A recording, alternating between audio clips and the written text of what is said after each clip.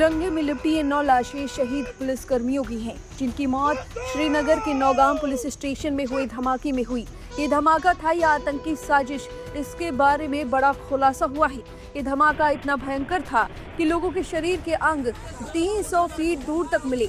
शुरुआती जांच में मौत का आंकड़ा 9 तक था, लेकिन अब 12 लोगों की मौत की खबर सामने आई है, जिसमें 9 पुलिसकर्मी थे। साथ ही मलबे में अभी भी लोगों की तलाश जारी है। वहीं 30 घायलों की हालत गंभीर है, जिन्हें अस्पताल में भर्ती कराया गया है। शुरुआत में जांच टीम आतंकी एंगल को भी खंगाल रही थी।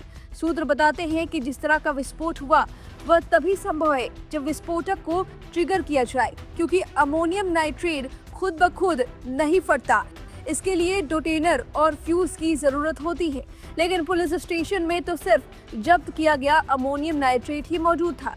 ऐसे में बिना किसी छेड़छाड़ के धमाका होना स्वाभाविक रूप से सवाल खड़े करता था और आतंकी साजिश की थ्योरी को जोड़ देता था। इसी दौरान PAFF द्वारा कथित तौर पर जिम्मेदारी लेने की बात भी सामने आई, जिसने माहौल को और भी गर्म कर दिया। और इन सभी अटकलों के बीच खुद DGP नलिन ने इस पूरे ब्लास्ट के बारे में जानकारी दी है।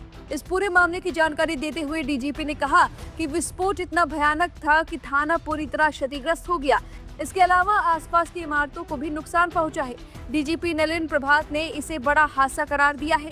इसमें किसी तरह की साजिश की बात नहीं कहते हुए उन्होंने कहा, विस्फोट एक हादसा था। यह विस्फोट उस समय हुआ जब पुलिसकर्मी फरीदाबाद के व्हाइट कॉलर आतंकवादी मॉड्यूल मामले के संबंध में जब्त विस्फोटक सामग्री के नमूने ले रहे थे। सैंपलिंग के दौरान यह ब्लास्ट हुआ। मारे गए 9 लोगों में से 1 inspector, 3 forensic team member, 2 crime branch photographer, 2 राजस्व अधिकारी और 1 दर्जी शामिल है। मिली जानकारी के मुताबिक थाने के अंदर 360 किलोग्राम अमोनियम नाइट्रेट सुरक्षित सील करने की प्रक्रिया के दौरान कथित रूप से गलत हैंडलिंग की गई। यह सामग्री एक मजिस्ट्रेट की मौजूदगी में सील की जा रही थी। एक बात यह भी कही जा रही है कि थाने के परिसर में खड़ी एक जब्त की गई कार को IED से लैश किए जा रहे थे। अधिकारियों का अनुमान है कि पहला ब्लास्ट IED से हुआ, जिसने बाद में अमोनियम नाइट्रेट के बड़े विस्फोट को ट्रिगर किया। थाने के चारों ओर सुरक्षा बलों ने घेरा बना लिया है। डॉग स्क्वाड और विशेषज्ञ टीमें घटकों और विस्फोट स्थल का निरीक्षण कर रही हैं।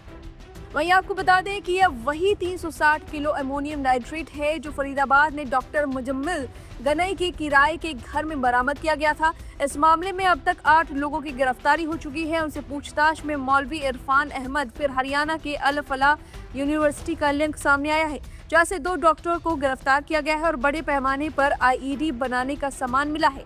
आपको बता दें कि दिल्ली के लाल किला में हुए धमाके की लिंक अब फरीदाबाद से जोड़ रहे हैं। फरीदाबाद में व्हाइट कॉलर यानी कि कुछ डॉक्टर्स की ये पूरी एक टीम थी जो आतंकवादी गतिविधियों में संलिप्त थी, जिसकी गिरफ्तारी भी हुई है। और उस कार में भी जो शख्स मौजूद था, पुलवामा का उमर, वो भी एक डॉक्टर था और अल फलाह यूनिवर्सिटी से उसका भी लिंक था।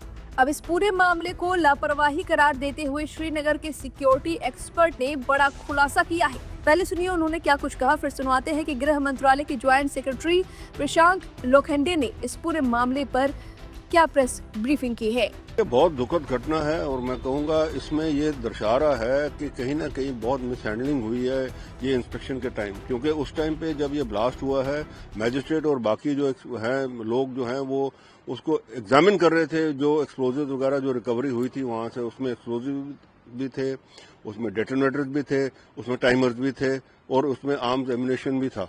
तो इसमें लगता यही है कि कहीं ना कहीं जो है कुछ मिसहैंडलिंग हुई है।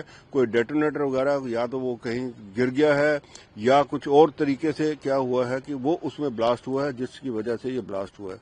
देखिए, एक्सप्लोजिव्स का हैंडलिंग करना एक बहुत ही मैं कहूँगा टेक्निकल चीज होती है। किस तरीके से उसको हैंडल करना है, किस तरीके से उसको स्टोर करना है, कौन सी चीज किसके साथ रखनी है। डेटोनेटर जो हैं वो हमेशा अलग रखे जाते हैं, बड़े उसको ऐसे तरीके से रखे जाते हैं, ऐसे डब्बे में रखे जाते हैं ताकि उनको झटका ना लगे, क्योंकि डेटोनेटर बहुत सेंसिटिव चीज होती है उसके अंदर, और वही एक्सप्लोजन जो है वहां से शुरू होता है। टाइमर्स और डेटोनेटर इकट्ठे नहीं रखते, क्योंकि कोई पता नहीं टाइमर आपका कब उसके साथ अगर कनेक्टेड हो गया हो या रह गया हो तो कब उसका वो टाइमर जो है उसको डेटोनेटर को सिग्नल देगा और वो डेटोनेटर ब्लास्ट होगा और क्या वो करेगा। यही चीज के लिए आप देखिए, क्योंकि आप आर्म फोर्सेज में क्या होता है कि हर चीज जो है बड़े तरीके से रखी जाती है, इसी तरीके से। इसलिए ये जो चीज हुई है बहुत ही दुखद है, और जो अनकन्फर्म रिपोर्ट्स हैं उसमें तकरीबन कोई 9 कहते हैं कि 8-9 लोग जो हैं उनकी क्षति हो गई है, और 30 के करीब जो है इंजर्ड हो गए हैं, और आसपास के घर भी नुकसान हो गया। इसका मतलब काफी मात्रा में जो है वो फटा है ये जो अमोनियम नाइट्रेट था। Ammonium nitrate as it is जो है वो इतना कोई एक्सप्लोजिव नहीं होता जब तक वो उसको मिक्स ना किया जाए और उसके अंदर डेटोनेटर वगैरह लगा के उसको ना फटाया जाए। उसको एक्सप्लोजन के लिए 4 चाहिए होता है।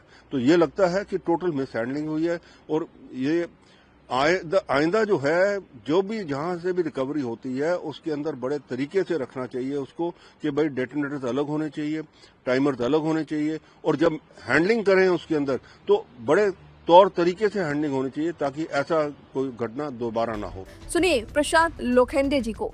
नौगांव पुलिस स्टेशन की इस एफआईआर संख्या 162 ऑफ 2025 की जांच के दौरान विस्फोटक पदार्थों और रसायनों का एक बड़ा जखीरा बरामद किया गया था। बरामद किए गए विस्फोटकों को लाकर पुलिस स्टेशन नौगांव के खुले क्षेत्र में सुरक्षित रूप से रखा गया था। जांच में शामिल सभी एजेंसियां समन्वित और वैज्ञानिक तरीके से एक साथ काम कर रही है। निर्धारित प्रक्रिया के तहत बरामदित रासायनिक विस्फोटों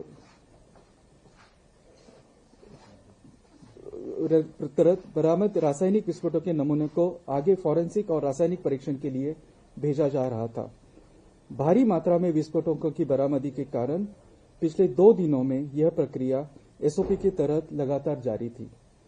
विस्फोटों की अस्थिर प्रकृति के कारण इसे एक्सपर्ट निगरानी के तहत सावधानी पूर्वक संभाला जा रहा था। हालांकि उसी के दौरान 14 नवंबर 2025 यानी कि कल रात को लगभग 11:20 बजे अचानक एक्सीडेंटल विस्फोट हुआ। इस दुर्भाग्यपूर्ण घटना में 9 लोगों की मृत्यु हो गई और 27 पुलिसकर्मी, 2 राजस्व अधिकारी और 3 नागरिक घायल हुए। घायलों को तुरंत चिकित्सा उपचार के लिए भेजा गया है। पुलिस स्टेशन की बिल्डिंग को गंभीर क्षति पहुंची है। इसके अलावा आसपास की इमारतें भी क्षतिग्रस्त हुई हैं।